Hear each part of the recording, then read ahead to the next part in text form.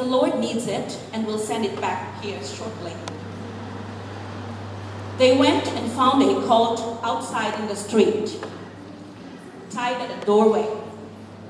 As they untied it, some people standing there asked, "What are you doing, untying that colt?" They answered, as Jesus had told them to, and the people let them go. When they brought the colt to Jesus and threw their cloaks over it, he sat on it. Many people spread their cloaks on the road, while others spread branches that they had cut in the fields. Those who went ahead and those who followed shouted, "Hosanna!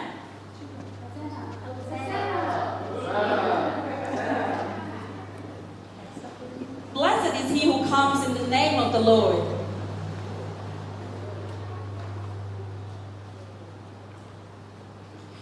Blessed is the coming kingdom of our father David. Hosanna in the highest heaven. Jesus entered Jerusalem and went into the temple courts. He looked around at everything, but since it was already late, he went out to Bethany with the 12.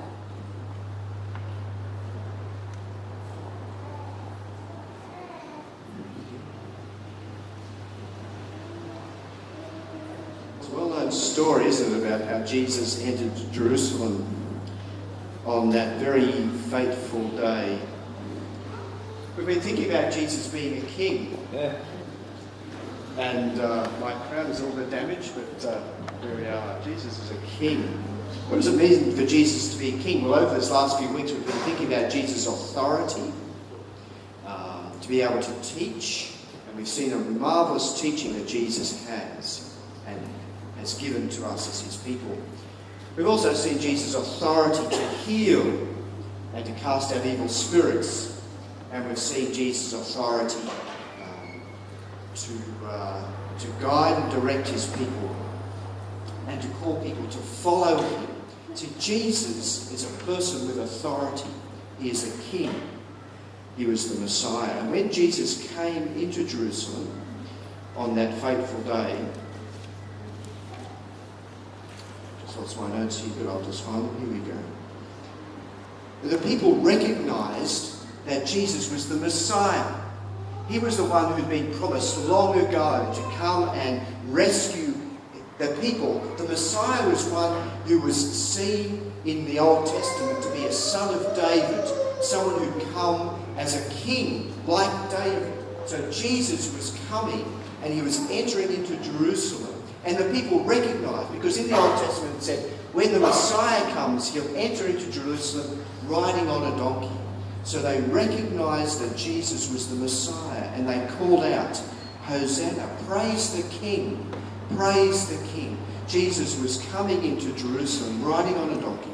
The people brought palm branches and they placed their clothes in front of him. They recognised that he was a king. He was the king sent by God. But the problem was that they had the wrong expectation of what this king would do. They expected the king to come and kick out the Romans. The Romans were the governing authority of the day. They expected Jesus to kick out the Romans and establish the Jewish people as a new empire to rule the nations of that day.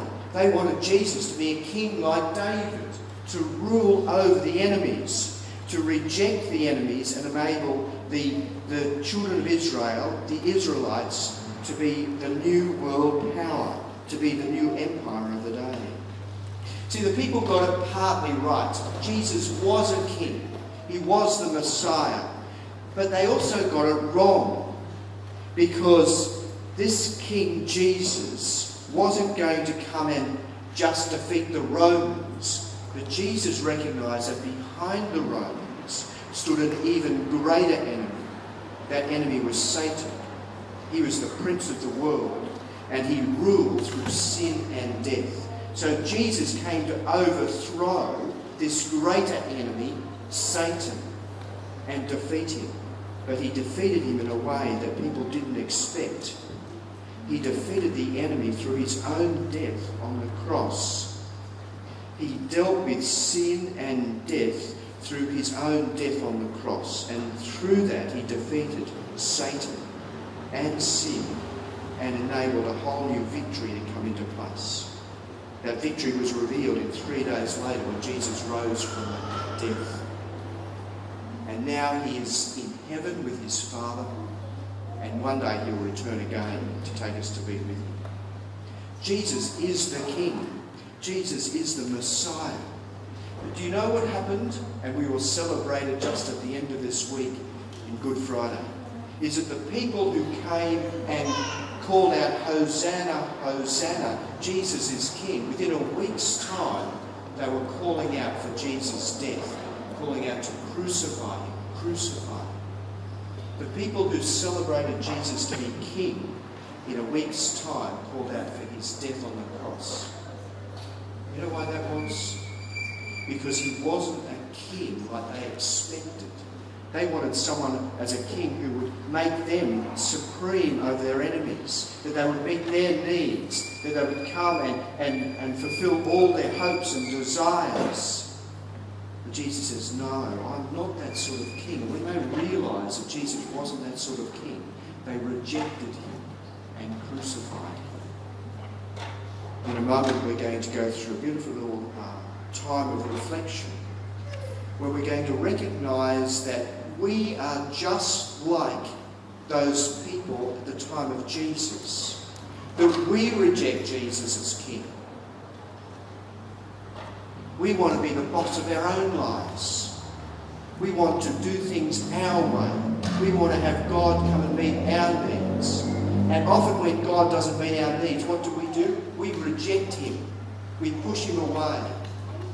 And as we will see on Good Friday, that Jesus died on the cross. He took the punishment that we deserve. The punishment is for rejecting him as King and trying to live our lives our own way. That is the basis of our sin. And that sin leads to all sorts of other sins that we're going to acknowledge in a moment. Basic sin that we all commit is rejecting Jesus as King and seeking to rule our lives our own way. But Jesus took the punishment for our sins so that we could be forgiven, so that we could come into a whole new relationship with God. We will celebrate that on Easter Sunday. But just today, just for a few moments, we're going to remember what Jesus' death on the cross cost him and cost God. He died on the cross so that we could be forgiven. So this morning we're going to recognise our sin, the things that separate us from God. I'm going to give you an opportunity this morning just to recognise that and to confess those sins in a powerful way. And to recognise that Jesus has overcome our sin. And we can be forgiven. We need to know.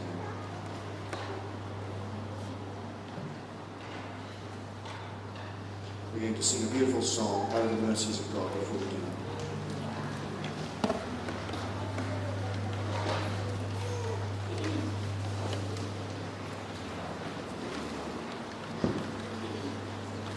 Stand. We will sing now For the Mercy of God, in the very rich in theology and Christian teaching. For the mercy of God, the glory of grace, that you chose to redeem us, to forgive and restore. And you call us your children, chosen in him, to be holy and blameless to the glory of God.